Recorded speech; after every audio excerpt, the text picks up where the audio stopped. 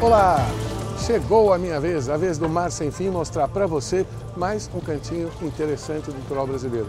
Hoje nós vamos mostrar mais um parque estadual. Apesar do foco do programa ser apenas as 62 unidades de conservação federais da zona costeira, de vez em quando a gente foge do script para poder mostrar áreas mantidas pelos estados e assim a gente compara quem mantém melhor, quem faz pior, enfim, dá um pouco mais de elemento para você julgar as UCs federais que o Mar Sem Fim está mostrando. Bom, hoje é a Ilhabela. Ilhabela é importante como parque porque ela mantém numa capa vegetal representativa de Mata Atlântica, tem todos os ecossistemas associados, como mata de restinga e mangue, e ainda tem atributos, que é outra função dos parques, atributos paisagísticos notáveis. E ao mesmo tempo a ilha está sendo muito ameaçada pela especulação imobiliária, pela pequena distância que tem para São Paulo, pelo Porto de São Sebastião. Você vai conhecer então um pouquinho das virtudes, um pouquinho dos problemas, uma olhada rapidinha sobre o Parque Estadual da Ilhabela.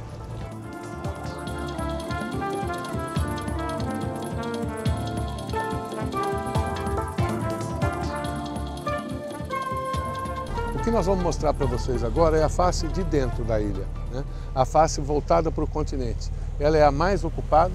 O parque começa acima da cota 200, mas tem sempre alguém querendo mudar essa cota, querendo burlar essa lei, inclusive muitas vezes os próprios prefeitos, né? Por hoje, vamos chamar a tua atenção para ver como esse adensamento desordenado de Ilhabela está aos poucos matando a beleza que lhe deu o nome, Ilhabela.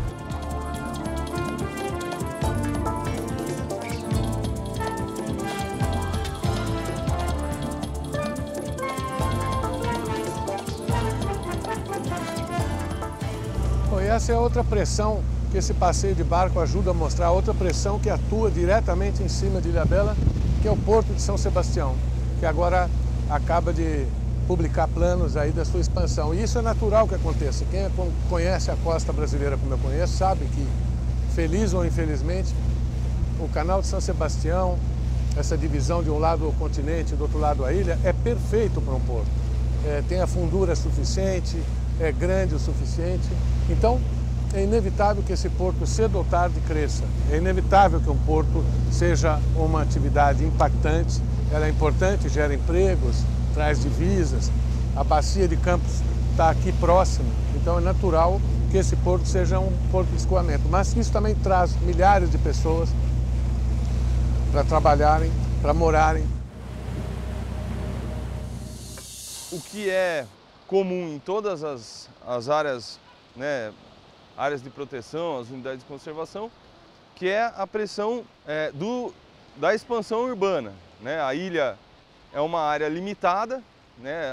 O crescimento populacional na Ilhabela e em todo o litoral norte, ele é crescente. A duplicação da rodovia, da Tamoios, as obras de contorno, a expansão do porto. Então, você teve nos últimos 5, 6 anos um aumento populacional no litoral norte entre 5 e 6 mil pessoas todo ano. Não tem como evitar a pressão urbana sobre a unidade de conservação, né? Isso é muito sério. Bom, e esse é o núcleo central da antiga Vila Bela, né? Isso era o núcleo original. O resto que você vê foi expansão a custa muito de especulação imobiliária. E outra coisa estranha, nós estamos numa APA marinha, que engloba não só a ilha de Ilhabela, mas todo o arquipélago, são várias ilhas, ilha de Búzios, tem várias outras. E ela não pega nem um pouco da lâmina d'água, não é esquisito isso? As pessoas sempre pensando no continente ou na porção continental, esquecendo um pouco do mar. Então, ele não é parte do parque, portanto é difícil regulá-lo. Pressão sem a fiscalização devida.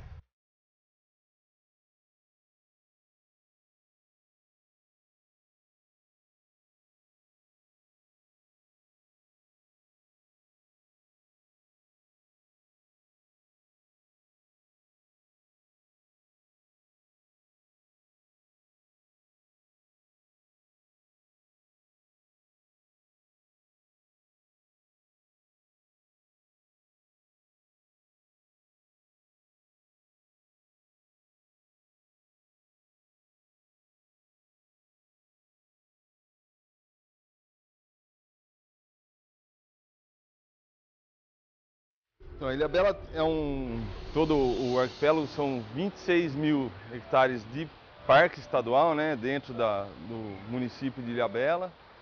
Ele possui algumas ilhotas e parcéis também associados ao parque. É um parque muito bonito, que preserva uma porção bastante importante, né, do remanescente da Mata Atlântica, né?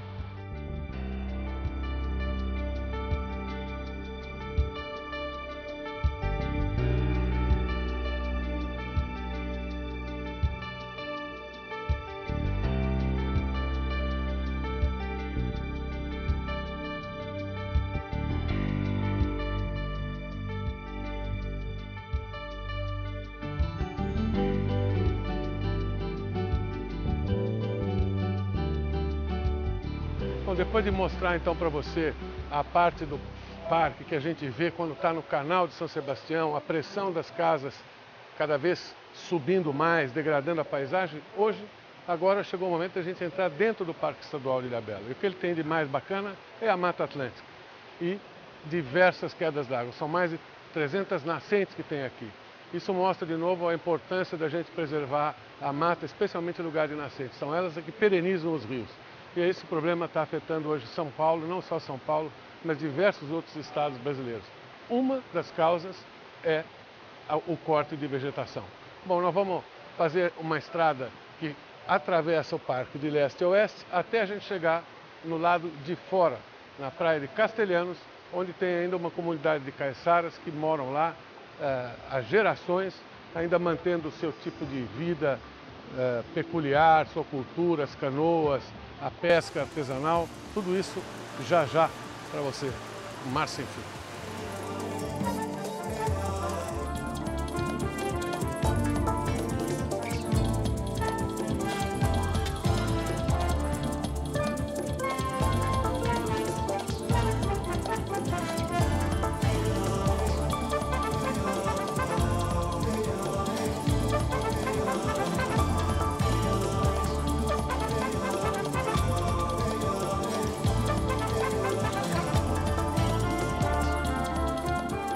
São 17 quilômetros de estrada e você sai de um lugar de progresso para um lugar praticamente igual a que Cabral viu. Nós estamos na comunidade de Castelhanos, na praia de Castelhanos, que faz parte do Parque Estadual e ainda é um lugar que guarda uma cultura muito típica, a cultura dos caiçaras. Aqui são cerca de 150 pessoas que moram nessa parte da ilha e praticamente não vão para o outro lado, não vão nunca para a cidade. Aqui não tem luz elétrica, não tem nenhum dos confortos tradicionais.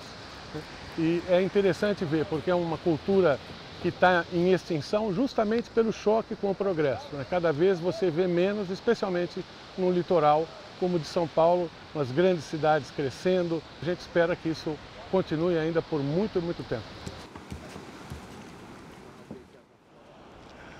Então o que você está vendo aí já é uma das antigas tradições aqui de Castelhanos, que já convive com uma certa modernidade. Do lado de lá a gente vê já o efeito dos turistas, mas do lado de cá é onde ainda moram as famílias dos antigos caiçaras. Isso é uma tradição que tem séculos, né? Praticamente desde que os portugueses chegaram, que essas pessoas acabaram se fixando na costa. E são tradições, usos e costumes que infelizmente hoje estão morrendo. Nós estamos a menos de 200 quilômetros, ou a cerca de 200 quilômetros da cidade de São Paulo, a cidade mais importante, mais moderna da América do Sul, e isso ainda existe. É muito bacana de a gente poder assistir isso, mas o choque de culturas é inevitável também. Tem uma série de interesses aqui de especulação imobiliária, até o próprio prefeito envolvido. Diz o prefeito que aquela área do lado de lá da praia de Castelhanos toda pertence a ele, ele quer construir um resort ali, imagina algo tipo Miami aqui na praia de Castelhanos, estragando totalmente com essa vista e pondo fim provavelmente a esse tipo de tradição que ainda existe.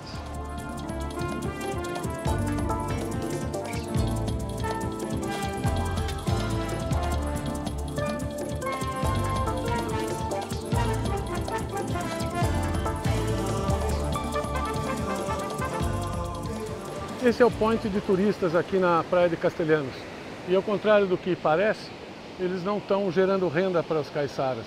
Na verdade, isso são vendas casadas que os jipeiros que trazem os turistas fazem com o pessoal que tem essas posses aqui atrás. Na minha opinião, é só isso que falta para o parque poder cumprir plenamente sua função. Afinal, os caiçaras ajudaram a preservar esse pedaço de terra, esse pedaço de praia, há muitas gerações. E eles mereciam também crescer com o crescimento do parque e das visitações. Para a gente chegar aqui na Praia de Castelhanos, a gente fez a gente chama de Estrada dos Castelhanos. Essa estrada, ela foi feita uma manutenção bastante grande para segurança, né, dos usuários e dos visitantes. E por conta da procura, que foi muito grande ao final do ano passado, a gestão do parque foi obrigada, né, a Fundação Florestal foi obrigada a fazer um estudo de capacidade de suporte, a capacidade da estrada, a capacidade de estacionamento no final da estrada, né, e também a capacidade de suporte desse ambiente, né, onde nós estamos aqui, que é a Praia de Castelhanos. E hoje ela é limitada, né, no volume, né, no número de veículos. É gostoso você vir para cá e ter um ambiente agradável, né? Você continua tendo um ambiente agradável aí tanto no percurso da estrada ou da trilha e aqui na própria praia, né? Cada unidade de conservação ela tem uma peculiaridade. Então, que nem aqui, você tem a questão da comunidade tradicional, o monitoramento da estrada parque, das trilhas, a recepção do turista lá na sede, né, na sede da vila, que é um prédio histórico. Então você precisa ter gente para receber bem o turista e para conseguir tornar a experiência dele uma experiência que ele leve, né, para casa e leve isso para a vida, né? Tem algum aprendizado da experiência numa unidade de conservação, né?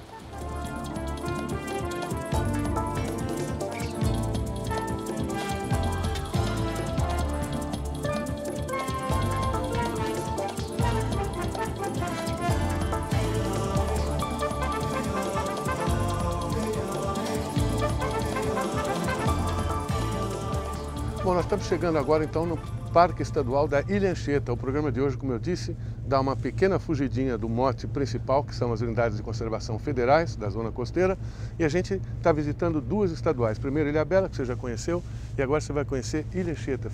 É um dos lugares mais visitados pelas pessoas que frequentam, moram e até por turistas que vêm para Ubatuba. Uma ilha que tem muita história, já foi presídio, tem coisas interessantes para a gente conhecer. Eu espero que você goste dela. Vamos lá?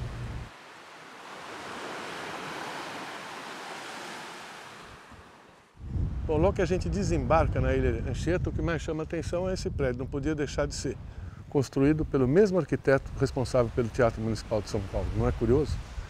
Ramos de Azevedo em plena ilha. Vamos lá, vamos conhecer um pouquinho.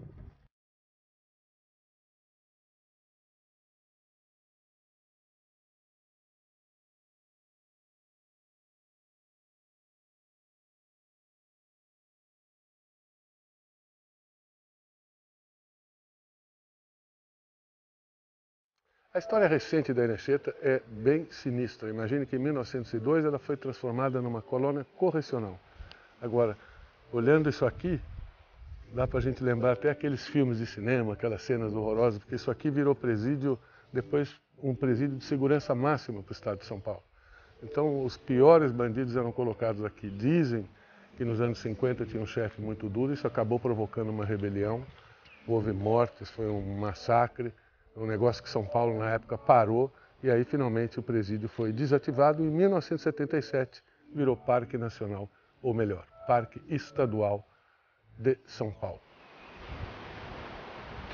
Então, Carlos, vamos começar falando aí um pouco do que a ilha tem de tão bonito, ou de tão importante para se transformar em Parque Estadual.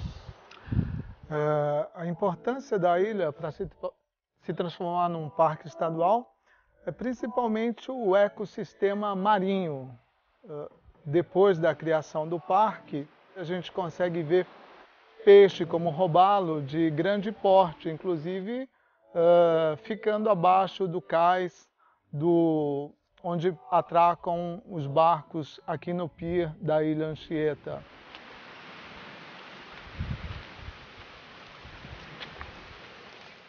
Nós temos uma dificuldade na Ilha Anchieta, por exemplo, a questão dos animais introduzidos. Então, vamos falar um pouquinho disso. Quando foi feita essa introdução? Que tipo de animais eles soltaram aqui? Que objetivo eles tinham naquela época? Você pode fazer uma retrospectiva disso? Os animais eles foram soltos na década de 80. E como aqui foi criado um parque, os animais foram trazidos de um zoológico para soltar na Ilha Anchieta. A questão foi realizada sem estudo nenhum, porque não sabiam na época que principalmente as capivaras e as cutias foram se proliferar tanto quanto está hoje. E hoje a gente tem isso como problemática na ilha, principalmente na questão das águas, né? Por conta do cocô das capivaras próximo às nascentes d'água.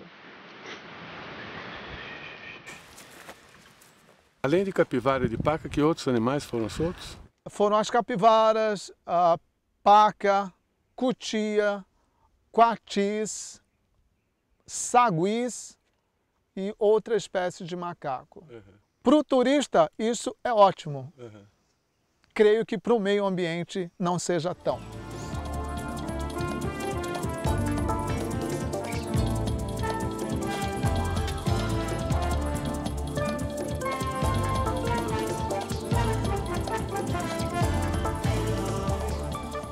Qual é a equipe que vocês têm para tomar conta do parque?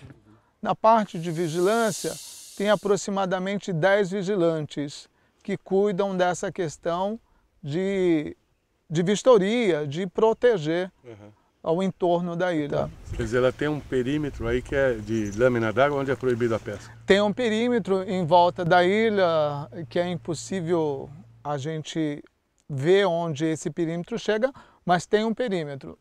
E isso é uma das grandes dificuldades até, né, que a gestão da ilha encontra para fazer a fiscalização.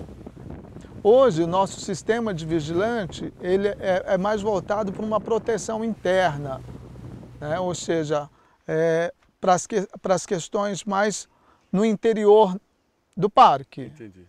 Então a gente necessitaria de que esse aporte, ou seja, essa vigilância, fosse na parte marítima.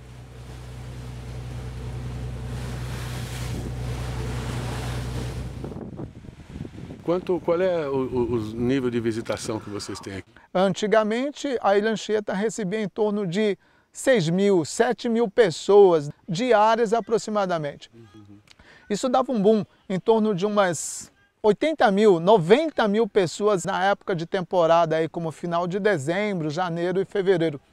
É muita coisa para uma área que é muito frágil, não? Exatamente. Pesava muito pela falta de estruturas, como esgoto sanitário, água, etc. Então esse número foi reduzido hoje para 1.200 pessoas diárias aproximadamente. As ilhas elas são muito frágeis e o turista, alguns, ou a maioria, quando se pensa na Ilha Anchieta, pensa também na parte histórica. Ela não tem a ideia de que ela está entrando dentro de um parque estadual, ou seja, o objetivo maior é a preservação de todos os ecossistemas.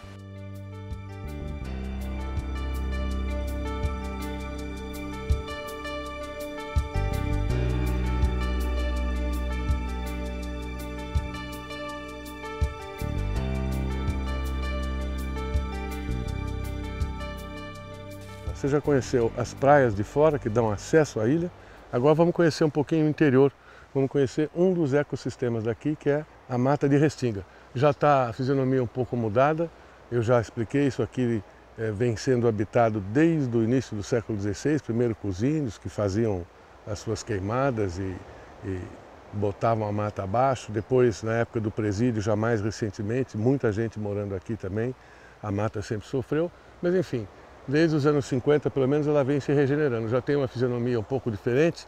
Às vezes a gente vê um ou outro até eucalipto por aqui, mas basicamente essa é a restinga que é um ecossistema associado à Mata Atlântica. Vamos então dar uma olhadinha como é que é?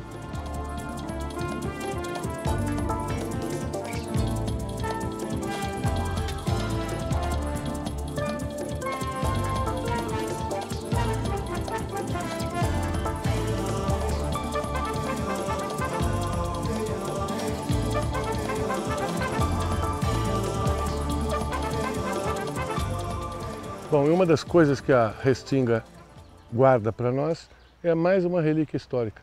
Esse aqui é o cemitério, já foi quase praticamente tomado pela Restinga, mas era o cemitério contíguo ao presídio, quer dizer, não bastava o isolamento do pessoal, aquele bando de homens dos anos 50, tudo junto, e ainda sabiam que não tinham muito para onde ir. De lá, da sede do presídio, no máximo para cá, um ou outro conseguia sua liberdade, os outros eram para cá que vinham. Dura a vida.